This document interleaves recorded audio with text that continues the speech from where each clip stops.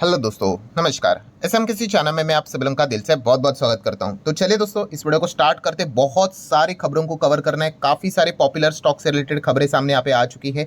आराम से एक एक चीज़ों को कवर करेंगे। तो सबसे पहले है एमटार टेक्नोलॉजीज। एमटार टेक की अगर हम लोग बात करेंगे, यस, फ्यूचर ओरिएंटेड बिजनेस में ये कंपनी हम लोग को काम करते हुए देखने को यहाँ पे मिल जाती है। ठीक है, जब से स्टार्ट हुआ है तब से लेके अभी तक 74% के आसपास के रिटर्न्स इस कंपनी ने दिखाए हैं। बट यस, काफ़ी ये स्टॉक हम लोग को वॉलेटाइल रहते हुए देखने को मिल जाता है। अच्छे ऑर्डर मिलते हैं, स्टॉक भागता है, फिर उसके बाद खराब परफॉर्मेंस होता है, मतलब अच्छे नंबर नहीं आते तो स्टॉक गिरता है, फिर अच्छे ऑर्डर्स मिलते हैं तो स्टॉक भागता है, एंड फिर वापस सेम कहानी हम लोग को रिपीट होते हुए देखने को मिल जाती है। सो पूरा खेल बिजनेस का ही होता है, आप सभी लोगों को यहाँ पे पता ही है।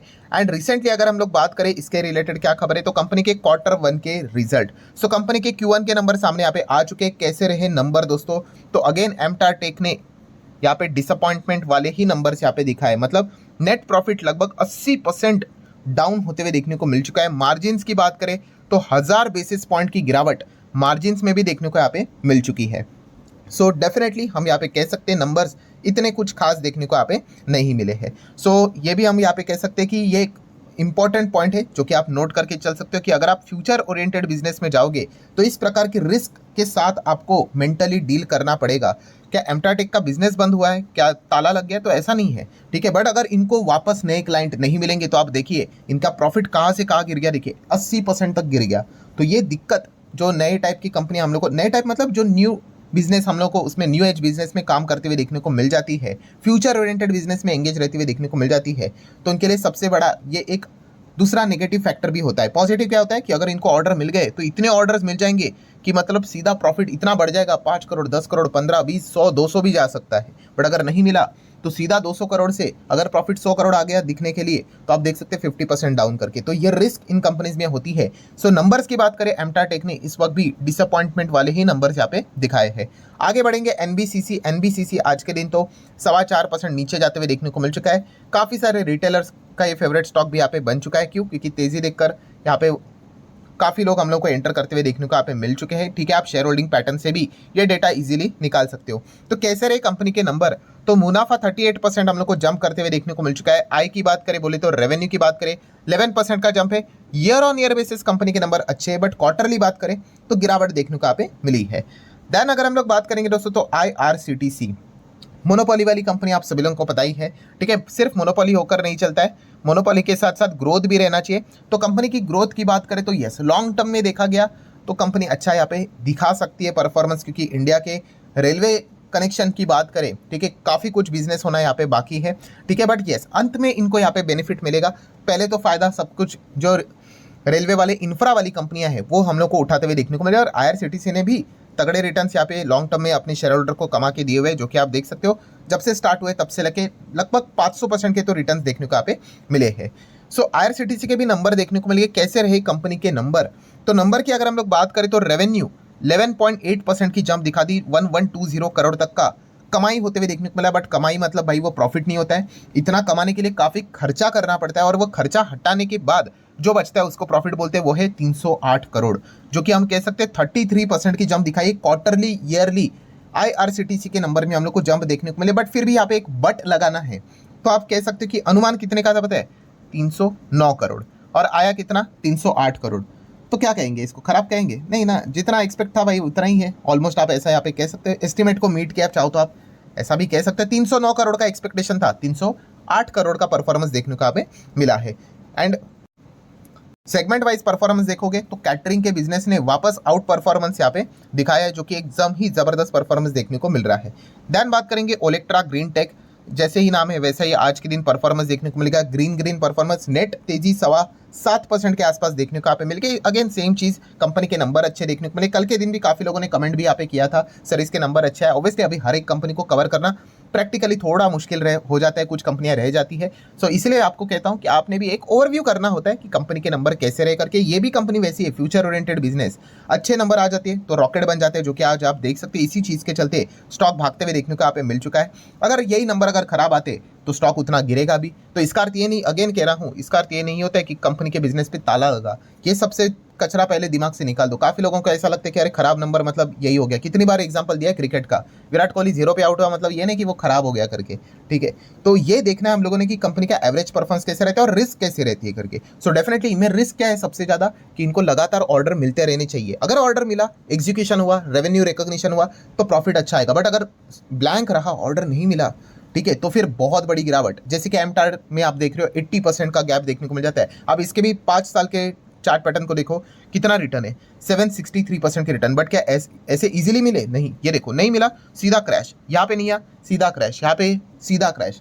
मतलब आप देख रहे हो 50% स्टॉक गिरता था। एंड फिर जो उनको बिजनेस से कोई लेना देना नहीं है, वो कमेंट करते ही रह जाएंगे, अरे स्टॉक घटिया है, ये है वो है। भाई मैं आपको रिकमेंडेशन तो दे नहीं सकता, मैं आपको लॉजिक के साथ सिखा सकता हूँ, ठीक है। बिजनेस को देखना सीखिए। शेयर बाजार में है तो प्लस है तो माइनस है, ये आपको समझ में यहाँ पे आना चाहिए, ठीक है। तो नीचे आ गया मतलब ये नहीं कि खत्म हो गया करके, खत्म होने वाले जो चीज़ें होती है वो हमें बिजनेस से रिलेटेड समझ में आ जाती है करके, ठीक है। यहाँ पे उस वक्त वो चीज़ें नहीं चली, स्टॉक नीचे आया। फिर उसके बाद बड़ा ऑर्डर मिल गया, 10,000 करोड़ का ऑर्डर मिला था, तब कंपनी का मार्केट कैप भी 10,000 करोड़ नहीं था। एंड फिर स्टॉक देख सकते हो ऐसे रॉकेट बन के यहाँ पे बैठा। मतलब क्या है कि लगातार बिजनेस चलते रहना चाहिए, मिलते रहना चाहिए, तभी वो कंपनी की तेजी टिकेगी। वरना क्या करेगी मार्केट, तो आपको पता ही है, अच्छी खासी आपकी क्लास लेगी ही लेगी। सो अगर हम लोग बात करें कंपनी का रेवेन्यू, आप यहाँ पे देख सकते हो लगभग 45% बढ़ गया। प्रॉफिट की बात करें ईयर ऑन ईयर बेसिस, आप यहाँ पे चेक कर सकते हो 34% की जंप देखने को यहाँ पे मिल गई। एंड कंपनी का EBITDA की बात करें एंड EPS की ग्रोथ की बात करें, वो मजबूती से हम लोग को Q1 में देखने को बढ़ते हुए देखने को यहाँ पे मिल गया। मतलब क्या कहानी, जैसे आपको बोला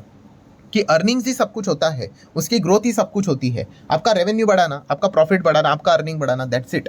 बड़े प्लेयर्स आएंगे, पैसा लगाएंगे और वो होल्ड भी करेंगे। आपका अर्निंग्स नहीं आया ना, वो बड़े प्लेयर्स निकल जाएंगे। इतना सिंपल होता है शेयर मार्केट। हाँ, वो कंपनी बहुत बड़ी है तो वो शायद से 1-2 और मौके उनको दे देते हैं कि चलो बड़ा प्लेयर है भाई, 0 पे आउट हुआ तो क्या अगले मैच में खेल लेगा। बट अगर एकदम ही यंगस्टर है तो भाई आप पहले मैच में नहीं खेले और दूसरे मैच में नहीं खेले तो वहीं पे आपको निकालने का चांसेस रहता है। मतलब क्या है कि कंपनी का मार्केट कैप के हिसाब से कंपनी कितनी छोटी है, उस हिसाब से ये दाव खेले जाते हैं। और ये है कंपनी छोटी, तो अगर एक बार भी अगर इनके नंबर इधर उधर हो गए तो बड़ा डाउनफॉल देखने का खतरा यहाँ पे रहता है, जो कि हम ऑलरेडी 2-3 बार एक्सपीरियंस कर चुके हैं। तो इन चीज़ों को सीखो भाई, ठीक है। ये चीज़ें अगर आप नहीं सीखोगे तो मार्केट में टिकना मुश्किल यहाँ पे हो जाएगा। SJVN की बात करेंगे, अगेन सरकारी कंपनी, ठीक है। SJVN के नंबर हम लोग को देखने को यहाँ पे मिल गए। अच्छा, कैसे रहे नंबर कंपनी के?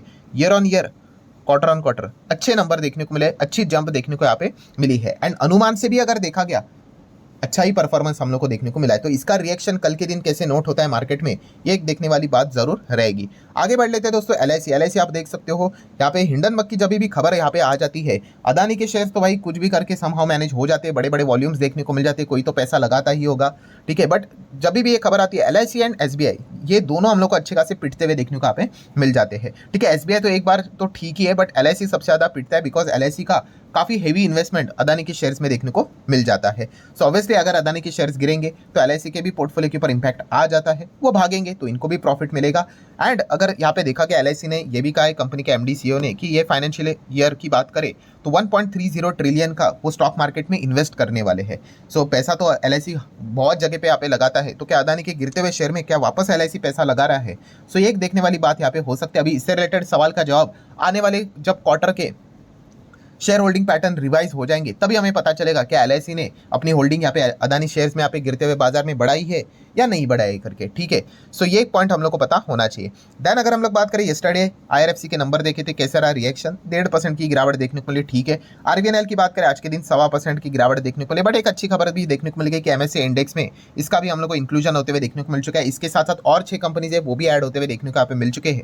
इस चीज़ के चलते इन्फ्लो आ सकता है फॉरेन इन्वेस्टर की ओर से लगभग $220 मिलियन के आसपास। तो ठीक है, अच्छी खबर यहाँ पे इन्फ्लो आएगा तो स्टॉक यहाँ पे थोड़ा बहुत भाग सकता है। तो ये चीज़ें यहाँ पे चलती रहती है। देन बात करेंगे दोस्तों अगेन अदानी हिंडनबर्ग से भी ये सारा मामला बहुत लंबा चलने वाला है। पॉलिटिक्स भी जोरों शोरों से चल रही है। एंड अभी रिसेंटली एक खबर यहाँ पे आ चुकी है कि इंडियन नेशनल कांग्रेस की अगर हम लोग बात करें, इंडिया अलायंस में आप सभी लोगों को पता है कांग्रेस भी है। सो उन्होंने एक बहुत बड़ा अनाउंसमेंट यहाँ पे किया है प्रेस कॉन्फ्रेंस लेकर कि यहाँ पे आने वाले 22 अगस्त को यहाँ पे वो क्या करने वाले हैं, नेशन वाइड यहाँ पे प्रोटेस्ट करने वाले। किस चीज़ के चलते? 2 चीज़ों के चलते कि सेबी चीफ का रेजिग्नेशन, इस्तीफा से रिलेटेड वो डिमांड करेंगे। एंड JPC से किससे रिलेटेड, मतलब JPC फॉर्म करके इन्वेस्टिगेशन होना चाहिए इस मामले का, ठीक है। इससे रिलेटेड वो यहाँ पे क्या करने वाले हैं, 22 अगस्त को नेशन वाइड प्रोटेस्ट यहाँ पे करने वाले। मतलब क्या, जैसे मैंने आपको कहा था कि ये जो मैटर है वो अभी हम लोगों को नेशन वाइड भी स्प्रेड होते हुए देखने को यहाँ पे मिलने वाला है। नेशन वाइड स्प्रेड होना मतलब क्या, देखिए हम लोग शेयर मार्केट वाले हैं, ठीक है, शेयर मार्केट में काफ़ी कम लोग हैं दोस्तों, आपको बताना चाहूँगा जो लोग शेयर बाजार में है नहीं, ठीक है, उनको ये चीज़ें पता ही नहीं होती है कि क्या चल रहा है, क्या एलिगेशन है, क्या हो रहा है, क्या नहीं हो रहा है, इन्फ्लेशन क्या होता है, कितना परसेंटेज, कुछ नहीं पता होता है। बट जैसे ये मुद्दा नेशन वाइड यहाँ पे हो जाएगा या फिर नॉर्मल जो मीडिया स्ट्रीम होती है उसमें अगर ये टॉपिक बनना स्टार्ट हो गए तो फिर पता चलेगा अच्छा ऐसा कुछ हो रहा है क्या, अच्छा क्या है मामला। तो ये चीज़ें हम लोग को देखने को यहाँ पे मिल जाती है। तो डेफिनेटली ये जो टॉपिक रहेगा आने वाले समय में हम जरूर कह सकते हैं काफ़ी कुछ हम लोग को मार्केट के ऊपर इसका इंपैक्ट भी हम लोग को देखने को मिल सकता है। डिपेंड करता है कि किस किस प्रकार की खबरें निकल कर आती है करके, ठीक है। देन अगर हम लोग यहाँ पे आगे बढ़ेंगे दोस्तों तो यस, आरती इंडस्ट्रीज आज के दिन की अगर हम लोग बात करें, काफ़ी लोगों ने कमेंट भी किया सर आरती इंडस्ट्री से रिलेटेड वीडियो बना दीजिए कि एग्जैक्टली हुआ क्या है। तो चलिए आपको इस वीडियो से सही जानकारी मिलेगी कि एग्जैक्टली हुआ क्या है करके। पहले तो आप देख सकते हो स्टॉक 15.5% गिरते हुए देखने को मिल चुका है। ओहो, क्या कोई फ्रॉड हुआ है, कोई गड़बड़ हुआ है? नहीं, वैसा कुछ नहीं हुआ है। पहले तो आप यहाँ पे चेक कर सकते हो जितने भी स्पेशलिटी केमिकल में काम करने वाली कंपनी है, पूरा सेक्टर आज के दिन बहुत अच्छा खासा पिटते हुए देखने को मिल चुका है, ठीक है। आप देख सकते हैं नवीन फ्लोरिन को भी देख सकते हो, गुजरात फ्लोरो भी है, विनाती ऑर्गेनिक है, ठीक है। देन जुबिलेंट की अगर हम लोग केमिकल सेक्टर की यहाँ पे बात करें, लक्ष्मी ऑर्गेनिक की बात करें, काफ़ी कंपनियां हैं, ठीक है। दूसरे साइड पे दीपक नाइट्रेट जैसी कंपनी भी अगर आप देखोगे, मतलब लाल निशान आज के दिन केमिकल सेगमेंट में हम लोग को काफ़ी ज़्यादा देखने को यहाँ पे मिल चुका है। मतलब इंटर केमिकल सेक्टर से रिलेटेड कुछ तो खबर हम लोग को आती हुई देखने को मिली है। तो यस दोस्तों, यही सबसे मेजर यहाँ पे कारण है। नो डाउट आपके दिमाग में कुछ तो यहाँ पे कोई एक डाउट आया होगा, नो डाउट मैं उसके ऊपर भी जरूर आऊँगा। तो मेजर कारण क्या है दोस्तों, तो मेजर कारण है चाइना। यस, चाइना की ओर से हम लोग को चीज़ें देखने को यहाँ पे मिल रही है। अभी आपको बताना यहाँ पे चाहूँगा, ठीक है, कि चाइना हमारा, अगर हम लोग बात करें इंडिया का जो केमिकल सेक्टर है उसका सबसे बड़ा दुश्मन है चाइना, ठीक है। और भी है एशियन कंट्रीज है, बट चाइना जितना बड़ा दुश्मन है ना उतना और कोई नहीं है। दुश्मन मतलब क्या, कि आपको बताना चाहूँगा चाइना यहाँ पे करता क्या है। आपने यहाँ पे सुना होगा कि चाइना चीज़ें डंप करता है करके, ठीक है, और वैसी चीज़ें हम लोग को होती हुई देखने को मिली। मतलब देखिए हमारी जो कंपनियाँ हैं, हमारे देश की कंपनियाँ, केमिकल कंपनियाँ, मान लो वो अपने केमिकल को 100 रुपये में बेचती होंगी, ठीक है, हमारे देश में विदेश में 100 रुपये में बेचती है। तो चाइना क्या करती है पता है, हमारे देश के केमिकल कंपनीज को यहाँ पे पीछे छोड़ने के लिए, हराने के लिए, वो हमारे देश में, हमारे भारत देश में ही केमिकल से रिलेटेड या फिर विदेश में भी केमिकल से रिलेटेड प्रोडक्ट्स को डंप करना स्टार्ट करती है सस्ते दाम में। यस, जो हमारे इधर 100 रुपये का केमिकल अगर मिल रहा है, हमारी देश की कंपनियां 100 रुपये में काम करती है, चाइना वही चीज़ें सस्ते बनाकर 80 रुपये में बेचना स्टार्ट करती है। तो क्या होता है, सो जबरन हमारे देश की कंपनीज को भी क्या करना पड़ता है, कंपटीशन को मैच करने के लिए सस्ते दाम पे केमिकल बेचना पड़ते हैं। मतलब क्या है, यस, मार्जिन कॉन्ट्रैक्ट हो जाएंगे, रेवेन्यू गिर जाएगा, प्रॉफिट गिर जाएगा, और यही सबसे बड़ी दिक्कत देखने को यहाँ पे मिल चुकी है। सो आपके दिमाग में ये जो सवाल यहाँ पे आया होगा डेफिनेटली, कि आप कह रहे हो कि केमिकल सेगमेंट में गिरावट देखने को यहाँ पे मिलनी चाहिए, जो कि हम लोगों ने देखी, but why Aarti industry, Aarti industry कुछ ज़्यादा ही गिरा है, ठीक है। ये तो समझ में यहाँ पे आ गया कि चाइना यहाँ पे डंप कर रहा है करके, बट आरती इंडस्ट्री में इतना 15, 16, 17% गिरावट होना, तो उसके पीछे का कारण भी मैं आपको बताता हूँ। बट सबसे पहले आप देख सकते हो डंपिंग फ्रॉम चाइना, ये सबसे बड़ा कंसर्न यहाँ पे बनते हुए देखने को मिल चुका है। आपको समझा इसका कारण क्या है, ठीक है, कि वो सस्ते दाम में वहाँ पे केमिकल बनाते हैं और हमारे इधर आके डंप कर देते हैं, तो हमें भी वो सस्ते दाम में बेचने पड़ेंगे। तो आने वाले समय में केमिकल कंपनीज के जो रेवेन्यू रहेंगे, प्रॉफिट रहेंगे, आप देखो और भी आप लोगों को नीचे आते हुए देखने को मिल सकते हैं। अभी आ जाते सबसे बड़ा प्रॉब्लम कि भाई आरती इंडस्ट्री क्यों स्पेसिफिकली इतना गिरा, बाकी तो गिरे हैं बट ये तो 15-16% गिरा है। तो उसके पीछे का रीजन है दोस्तों, रिसेंटली कंपनी ने नंबर दिखाए थे, और नंबर जब उन्होंने बताया तो उसके बाद गाइडेंस भी देने होते, वो गाइडेंस उन्होंने नहीं दिए थे। कि उन्होंने कहा था कि आने वाले समय में कितना मतलब बिजनेस होगा, कितना प्रॉफिट होगा, मार्जिन्स कितने होंगे, ठीक है, उससे रिलेटेड एक गाइडेंस दिया जाता है, वो उन्होंने नहीं दिया था। तो गाइडेंस जब भी नहीं दिया जाता है तो क्या रहता है, अनसर्टेनिटी यहाँ पे आ जाती है। और इसके बाद अभी ये जो चाइना की ओर से जो डंपिंग आ रही है, इसके बाद तो क्या होगा, आरती इंडस्ट्री को तो और भी, मतलब जितने भी केमिकल कंपनियां उनको और भी सस्ते दाम पे यहाँ पे डील करना पड़ेगा, मतलब और इनके रेवेन्यू, प्रॉफिट, मार्जिन यहाँ पे कॉन्ट्रैक्ट यहाँ पे होने वाले। बट आरती इंडस्ट्री ने ऑलरेडी गाइडेंस देके रखा हुआ नहीं है, सो कि भविष्य में वो उनकी कमाई कितनी हो सकती है, मार्जिन कितनी हो सकती, तो इनके लिए तो अनसर्टेनिटी और 2x हम लोग को बढ़ते हुए देखने को मिल गया। एंड मार्केट को अनसर्टेनिटी बिल्कुल पसंद यहाँ पे नहीं होती है, एंड इसीलिए आप देख सकते हो आरती इंडस्ट्री आज के दिन लोअर सर्किट लगाते हुए देखने को मिला था after concern on financial outlook. Financial outlook मतलब आगे यहाँ पे क्या होगा, अभी एक बिग क्वेश्चन मार्क है। भाई कंपनी का धंधा कोई बंद नहीं हो रहा है, बट यस कितना प्रॉफिट आ सकता है, एक अनुमान लगाते हैं ना हम लोग, वो अनुमान यहाँ पे अभी बड़े प्लेयर्स लगाते हुए देखने को मिलते हुए देखने को उनको नहीं मिलेंगे। और यही सबसे बड़ा कारण यहाँ पे बन चुका है कि ग्लोबल सप्लाई चेन की अगर हम लोग यहाँ पे बात करें तो वहाँ पे हम कह सकते हैं कि चाइना की ओर से उनको प्रेशर लगातार यहाँ पे मिल रहा है। और इसी चीज़ के चलते हम लोग यहाँ पे कह सकते हैं दोस्तों कि आरती इंडस्ट्री यहाँ पे इस प्रकार की चीज़ को फेस करते हुए देखने को यहाँ पे मिल रहा है। एंड इसी चीज़ के चलते यहाँ पे हम लोग को आरती इंडस्ट्री में बाकी अन्य केमिकल कंपनीज के कंपैरिजन में ज़्यादा गिरावट होते हुए देखने को यहाँ पे मिल चुकी है, क्योंकि यहाँ पे ज़्यादा अनसर्टेनिटी नज़र यहाँ पे आ रही है। सो अभी देखना पड़ेगा कि मैनेजमेंट इससे रिलेटेड क्या स्ट्रैटेजीज अपनाते हैं, कैसे कमबैक करने के लिए क्या क्या चीज़ें यहाँ पे करते हैं करके। बट ये एक्चुअल इसके पीछे का कारण था जिसके चलते आरती इंडस्ट्री ज़्यादा गिरते हुए देखने को यहाँ पे मिला है। सो आशा करता हूँ दोस्तों आप लोगों के जो डाउट हुए होंगे कि क्यों आरती इंडस्ट्री गिरा वो क्लियर हो चुका होगा।